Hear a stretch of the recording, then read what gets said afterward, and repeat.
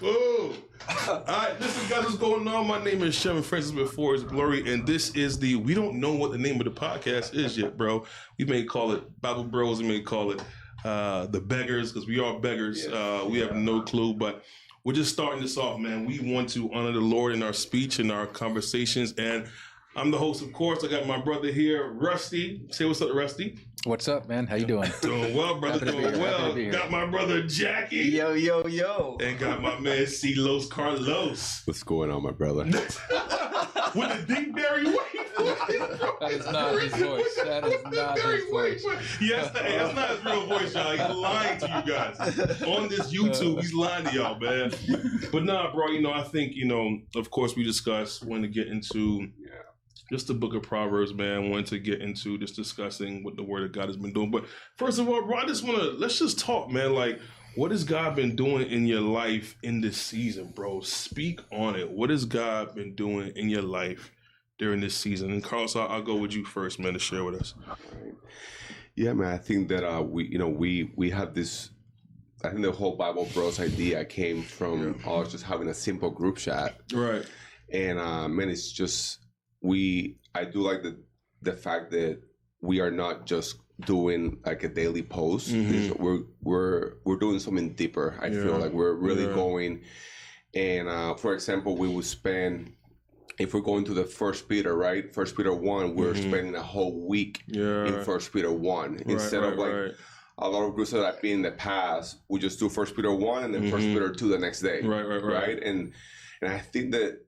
The fact that we're doing that for a whole week and we're posting on it intentionally, man, it has really given me a depth into the word that I've never had before. Praise God, bro. So man, it's just been such a blessing to not only to dig into the word, but to do it with brothers, man, and to like sharpen each other as we go through it, man, and just the encouragement and I love, it's not always good, man. We seen the blessings of God in our lives as we go through this group, but man, we also seen like, bro, the brokenness and the pain and the suffering that has come as we interact with each other, man. So, man, that honestly, like this group, bro, has been such a blessing in my life, man. So it really is like a big part of my life, man. Like it's like a really big focus on what I do throughout my days. Like, man, who posted? Or am I trying to post or like whatever it is, man. So yeah, man, just that's big. I was talking to my homegirl today, and she was telling me, she's like, Shem, you gotta have better male friendships. I'm like, if only you knew that I have these brothers, man. Like I have you guys. I think it's good for men to be in the word, bro. It's good for men to connect. I think sometimes, as men, we just want to kind of have it all together, bro. And it's like, we don't have it all together. Like we got to be cool with that, because that's just the spiritual reality of it, man. We don't have it all together. We need each other. We need each other, man. Yeah. Jackie, bro, how's your week been, man? What's been going on in the season? Talk to us, man. Well, first of all, I'm very grateful and thankful to Carlos, because I remember last minute edition. I was the last edition. Yeah, I know. And me and Carlos, we were talking, and I'm like, I'm not in my word as I should be. It's like, as Christian, we know we ought to be in our words, and I was in a season where I would read it in the morning or at night and go about my days. And that was it. And it was more like, I know I had to check that box. I check that box, and I go to the direction whatever I'm going to. And as you guys know, I do accounting, so I look at numbers all day. And by default, that's what in my own life, that's what I'm focusing on the numbers. How I set the family, how I do this, how I do that. But being part of the group, as Carlos was saying, it's like throughout the day you get those reminders, and once in a while you get somebody like Shem with a fire, be like, hey, I don't care what you're doing, drop everything, read this. First Kings, bro. So gotta get the First Kings. I feel just so blessed to see God's provision through this. To give me that focus. And I was just in turn, I was talking to my wife the other day, and I asked her, "Hey, what are you reading?" And she was like, thank you so much, because I haven't been reading anything. And she get back into it because that's where I am with you guys. It's like I can't help it but talk to the accountability is there. Around. The accountability is there, man. Yeah, so it's just amazing, and I can't wait to see what how we push forward. And my hope and prayer is, it's always like that whenever something like that comes, it's like, I hope it's not a season. It's life. Cause we need it, bro. We absolutely need it, man. We absolutely need it. Rusty, brother, what's going on this season? It's a little bit showing. A lot, man. Yeah. And I've been a believer since 2008, and I was able to go through a period of time where I was a legit believer, dedicated in the Word and prayer, and be lacking in brotherly fellowship until I was able to get by. I went through a trial that rocked my world in 2014, and at that point, I realized that I didn't have anyone to really dive in deep with, and that's when Carlos and I connected, and I was able to just unload everything that I was going through, and that's when the Lord showed me, like, brotherhood is a necessity. It's like the Lord is capable to pour into us and allow us to do everything through Him, and it could just be Him and him and I, and we'd be fine. But the Lord has designed us in a way to have fellowship and brothers. So He speaks through our brothers to get to me, and that's when I really noticed the importance of brotherhood. And ever since then, like Carlos and I have been leading men's groups, discipleship groups. What was it, like 7-8 years? I mean, and this is the first year that we just it just didn't happen for various reasons. So we didn't have a group. I was groupless, and he joined your group, and then I was just sitting here groupless. You, bro. No, it's fine. It's fine. You, bro. This guy, bro. I did.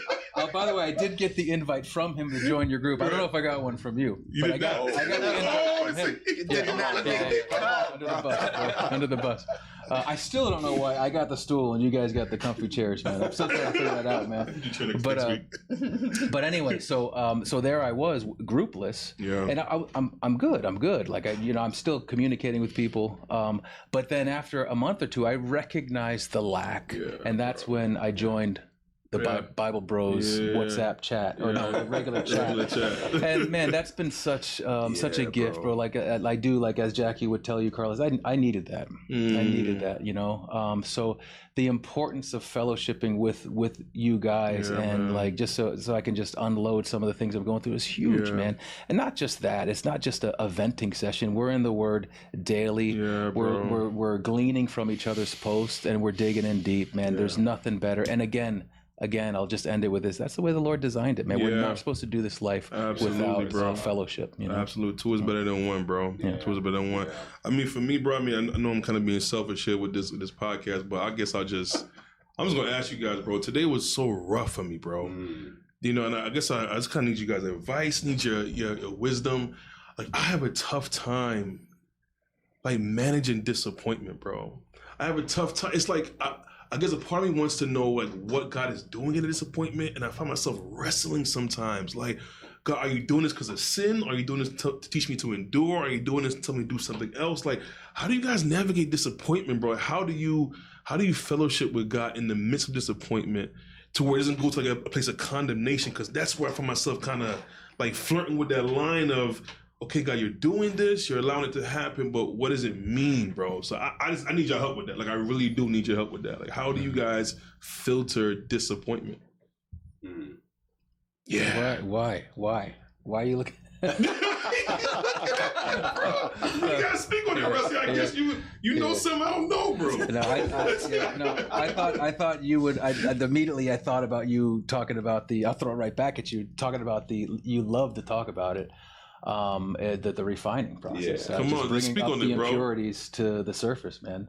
Yeah, man. It's I think that we just did 1 Peter, right? And bro, right. I mean, right. Talk about suffering, right?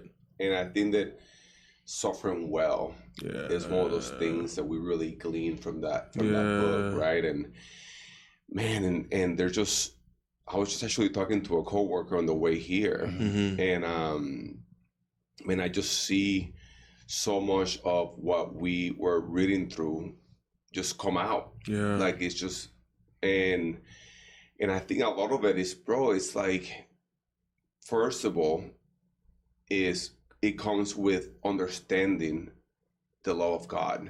Like we just gotta, that has to be our foundation, right? It's like, man, who God is, and and I think that as we're entering now 2 Peter, it's like that's the focus, like understand God, right? So man, I think as we understand God and His love for us, right, now we can go to a place of like, okay, if He loves us this much, and then let's not forget how powerful and intricate and mighty He is. So it's not that He just loves us, that now He has this like just infinite resources of power for us, right? And then you combine now, okay, now that we know that He loves us, man, we got to just trust Him. Just the trust, like the trust part, right? And understand that everything that He does for us is intentional. That nothing gets by Him, right? That nothing that happens to us. I think that is First Peter was like, do not be surprised when we're being tested, right? Always surprised. Always, always surprised, bro. Like something strange is happening to you, man. And I love that word. It's like, that's so real, bro. Like something strange is happening to you. It's like it doesn't always make sense. Because I think that we connect. If someone loves us, why would they do this, man? But man, God is so above our understanding, and His love for us is so much that there's so much depth and height and width and breadth to it that we just don't understand it. So, and I think that also, man, there's something that gives me peace. Is like also in First Peter, he talks about, this is gonna pass. This is only momentary. Eventually, I'm going to strengthen you. Eventually, I'm going to establish you. So it's like momentarily, and also, so we understand that, man, God's doing something through it. Let me just surrender to it, and let's rejoice in the fact that He is molding us to be more like Him. That's ultimately what He's doing, right? He disciplines us because He loves us, right? That's something that we read in the book of Proverbs. Is that He disciplines us as a father disciplines his child because he loves them, right? So I mean, that's one thing. Okay. I'll piggyback off just because you're talking about the child. Well, first of all of my growth really has come from suffering. And I've always, and I don't understand that wisdom, like that high, that like He's so above our ways, but it's been the truth. So I've always joked and said, that's like one of the questions, like I'm going to ask, why does it have to be through suffering? Why can't I just read my Bible and read the Word and grow? Which you do grow from that. But I think through suffering, I've heard somebody said, I might butcher it, but one of our favorite preachers would say that like suffering is like seminary, so it really does teach us. So then I think about like us as fathers, like we're all fathers, and when we discipline our kids, or maybe not even discipline, when we're putting a restriction on them that is healthy, that is good, maybe social media, or maybe, hey, you can't hang out with your girlfriend or boyfriend alone, and they don't understand. And sometimes there's so much friction, and I get to the point, I'm like, well, why can't they just get it? And I finally get to the point, it's like, man, I don't need you to understand why I'm doing it. I just need you to be obedient to it, because I know, maybe from my past mistakes, I know. So it might be years down the road that they might look back and say, I get it. In the same way with us, like sometimes we're children, man. Sometimes we're kids, and none of us are alone. When I hear your complaint, sometimes I hear your thoughts, and I hope I'm not crossing a line here, but sometimes the you're your own worst critic. Yeah. And I hear you speak about yourself, and I'm like, bro, like I think you have such a gift, and you're critiquing that gift that I don't have. And I'm like, wow, like that's amazing to me how the enemy works. Yeah. So again, like, it's just, I think we can be children sometimes where, like, if we look at the way we discipline our kids and we're frustrated because they don't get it, is there a similarity with God and us? And the fact that he's probably not getting frustrated. There's patience there, and he's like, "Come, just let." And he's got a big back. He can take the attacks and hits. So again, that's the way I see it. That's good. I'm gonna piggyback on you real quick, because I mean, just to be honest with you, my brother, like, it's like, that's kind of where I was wanting to steer as well. It's like where, man, you really are your hardest critic. So true, bro. 1,000%. And like, when I talk about you, this is just a reality, bro. Like, we see you as a man of God, as a faithful servant. Praise God, bro. And I believe it's hard for you to kind of submit to that, man. 100%. To really take that in, bro. And 100%. You mentioned that there's this doubt between, is this just testing, or is this punishment, or is this discipline for like a wrong action? Yeah. And I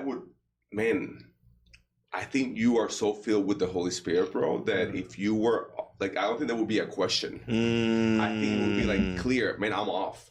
You know what I mean? So I think that there's a peace for you. There's room for you to be like, man, I am being trained up. Right, this is something that God is doing, not because I'm necessarily in sin, but because God is just molding me. And I think that would just bring you so much more peace and ability just to trust the process, rather than just bring this burden upon you, you know? That's real, bro.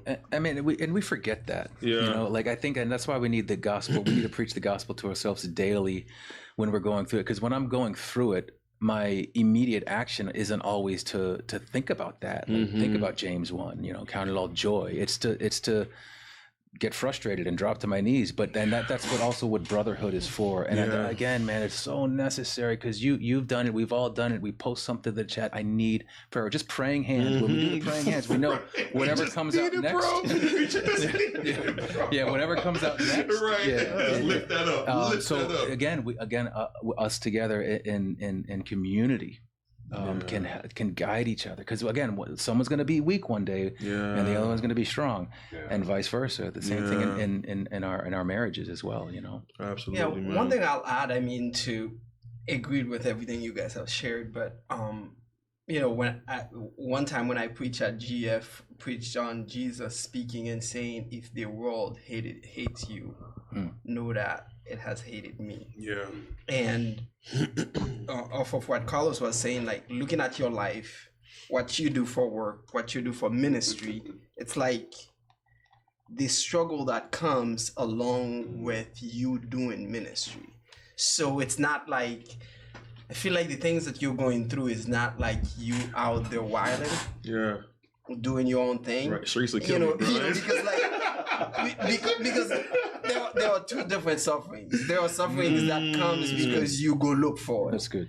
And there are sufferings that comes for just you out there living your life for Christ, and that brings suffering. And when those comes to Rusty's point, count it as joy.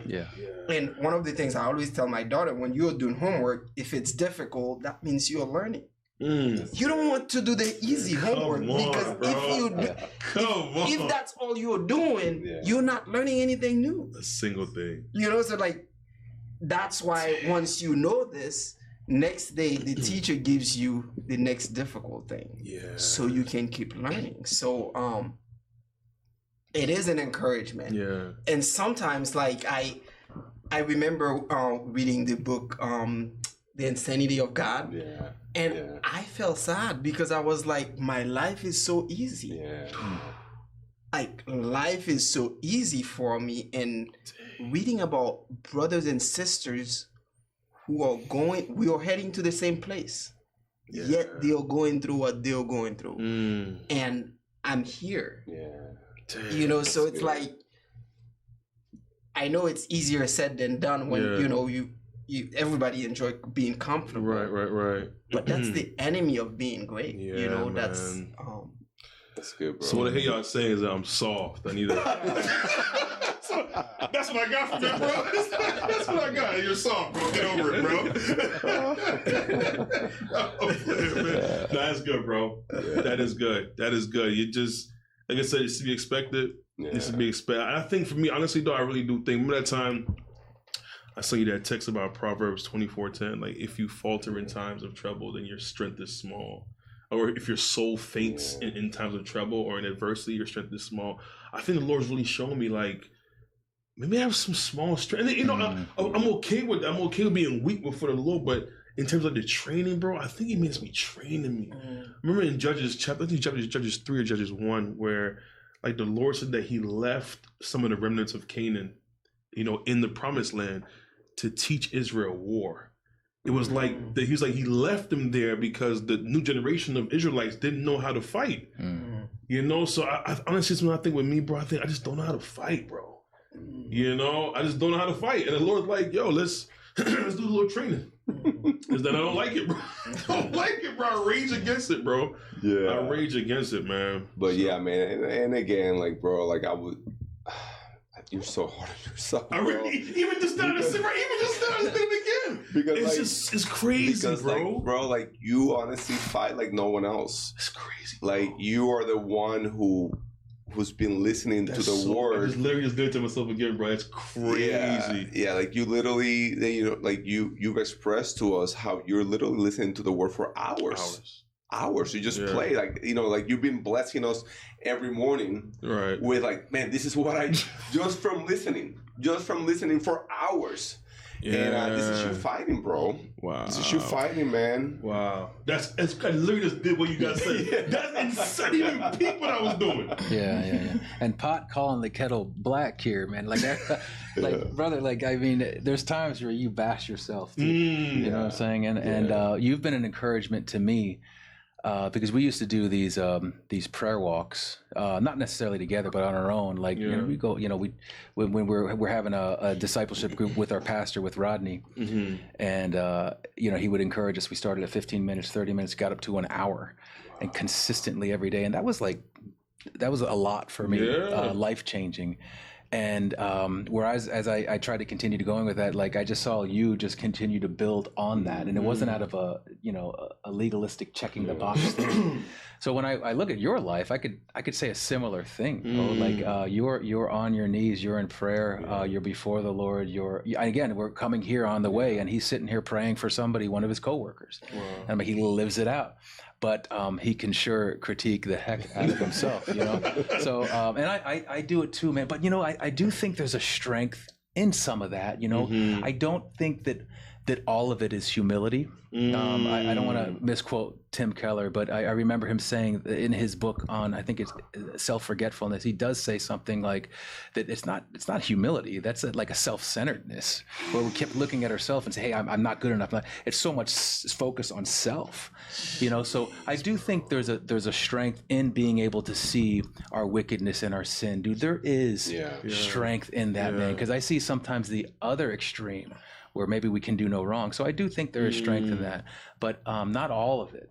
Not all of it is good, So I was going to add like this, that there's a balance. Yeah. Because I think sometimes the closer you get to God, the more you realize your depravity. Yeah. I knew a lady in Haiti, I kid you not.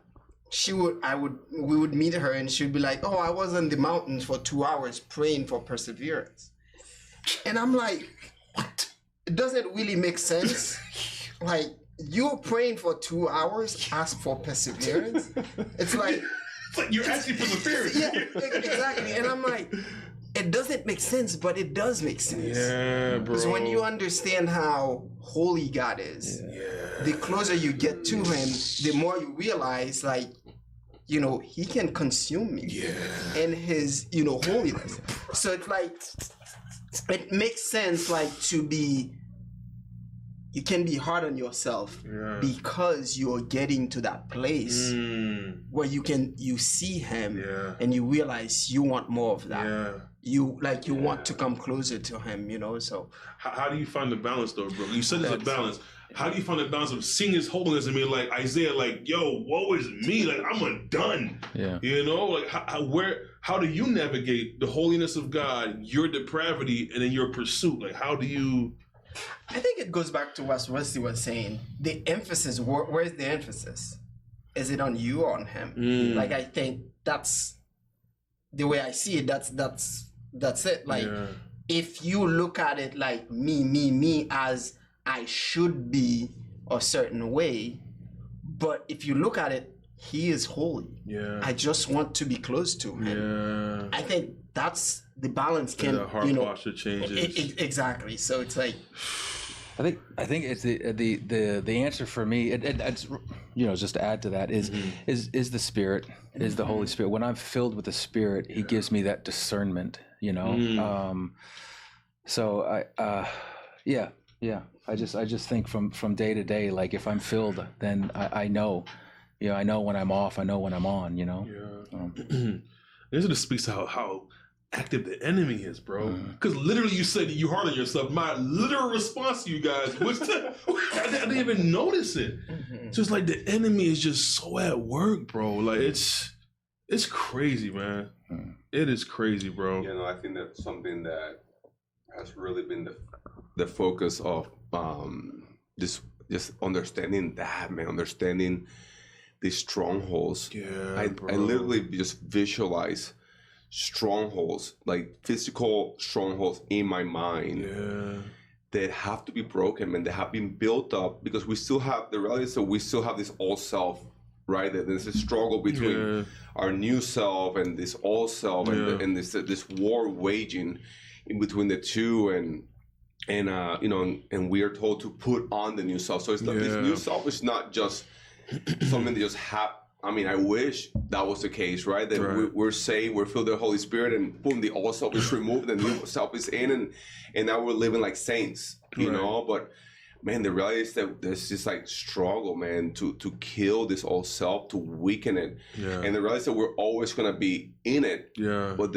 I think that the hope that we have is that when we can minimize this old self to such a point where he has no voice, where he has no power over us, right? Where we're just driven by the will of God, man, and that the desires that God has for us. So, but it's not easy, man. You know what I mean? Like, I know for me, man, I didn't get saved until 26, right? 27. So I got like 26 years of just complete raw, dude. Like, just complete wickedness, bro. So, like, you know, there's this, and then it's not only that I have that in me, but now I'm surrounded by it, right? The world is just trying to fill me with that. Yeah. So like there's like this trinity of evil, where it's the world, the enemy, and then my own self, right? And you got those three things kind of working against me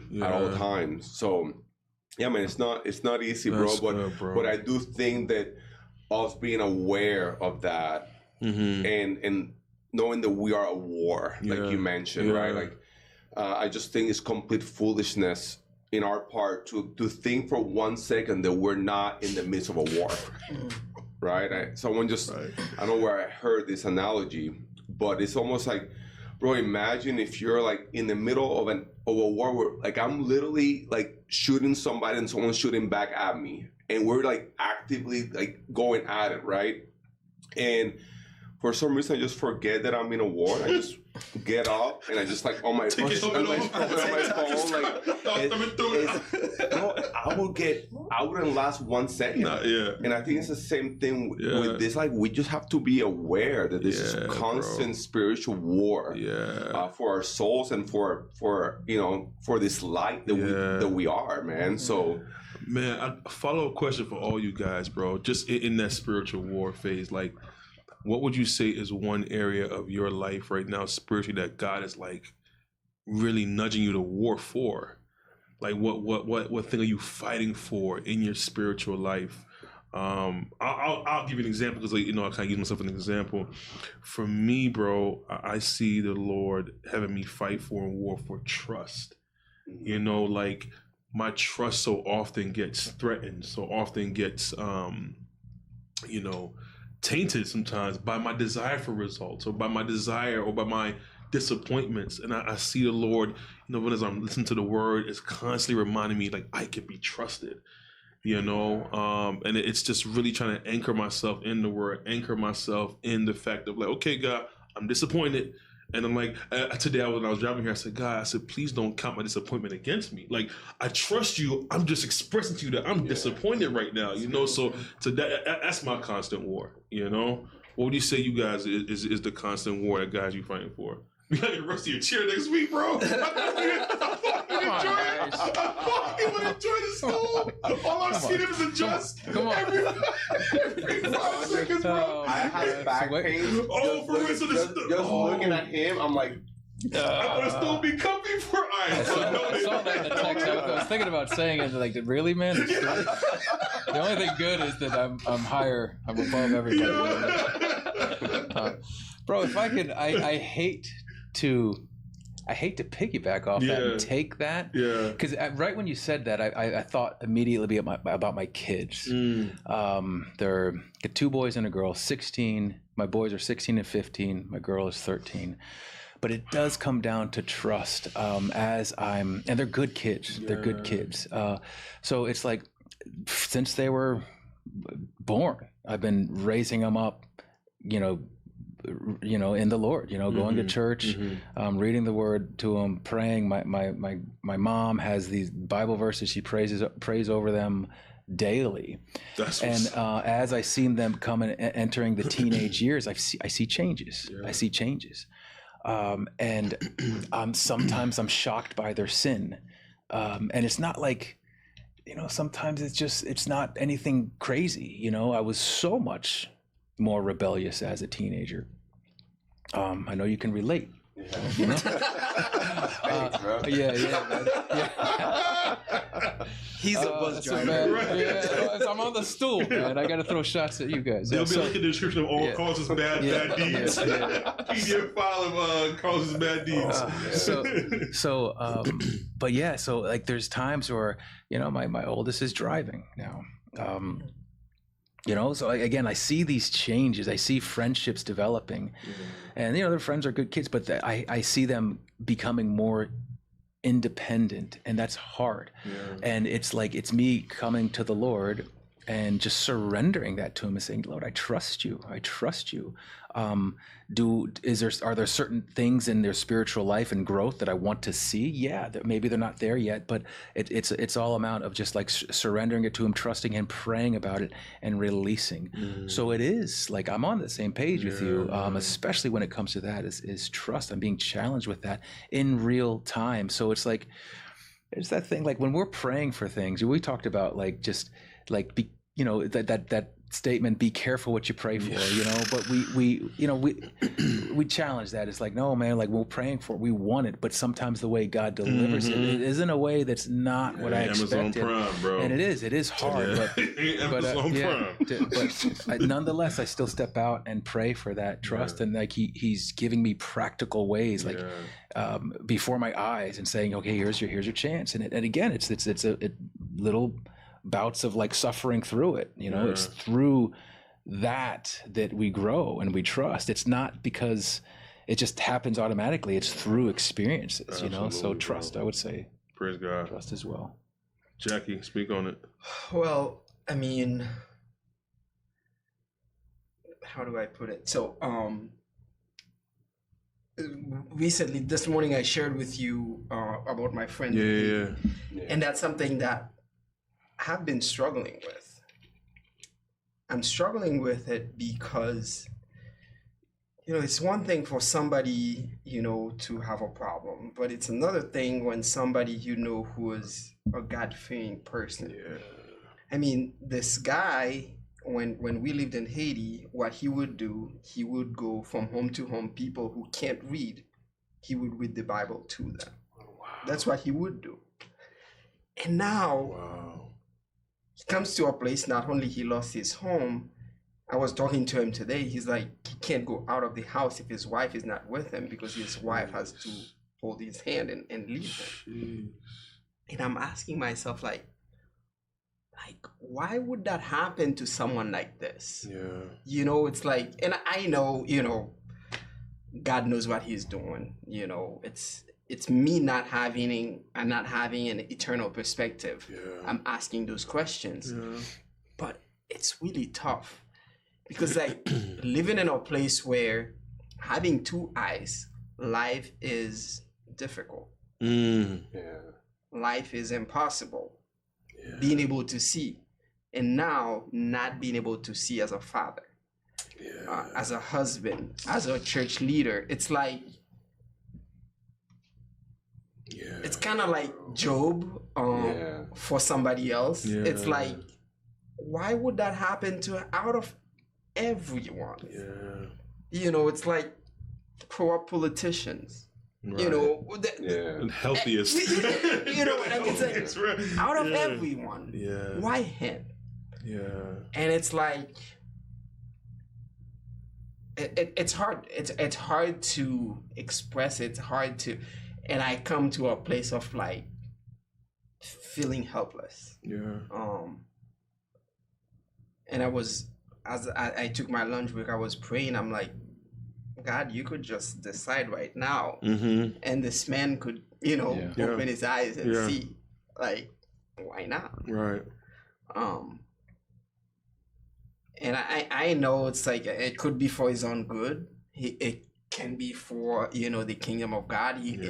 Number of different things. But looking at it now, it's hard. And I don't even know, like, talking to him, I don't even know what to say. Right. It's like, what do you say? What do you say to somebody who lost his job, lost his home, now he's going blind? What do you say to him? And he's preaching. He's preaching. Yes. Like, what do you say? What do you say? So it just, Yeah. it's really a tough one for me because, Yeah, man. I think we think of Job, right? And you brought up Job, and Job more than anything is just an example for us. Like, man, like the wisdom and love of God that, I mean, sucks for Job, right? In the meantime, when he was going through it, but he's an example to millions of people because of what he persevered through, right? And how he ended up just trusting in God, and then how God just blessed them, and you know, to me, like the outcome of his suffering was that he had heard of God, but now he saw him, right? So it's like something so much more intimate. Yeah. But anyways, I think regardless, I think the point is like Job is an example to us, an encouragement to us, man. And when I think about your brother over there, man, like, bro, like he's like, imagine you're at his church where he's preaching blind. You know the story behind him. Like he lost his home, he's jobless, and he's preaching. Like, what does that do to your faith? You know what the type of encouragement that he has become now for so many people. It's an encouragement to me. Yeah. Just to see that type of commitment and love, man.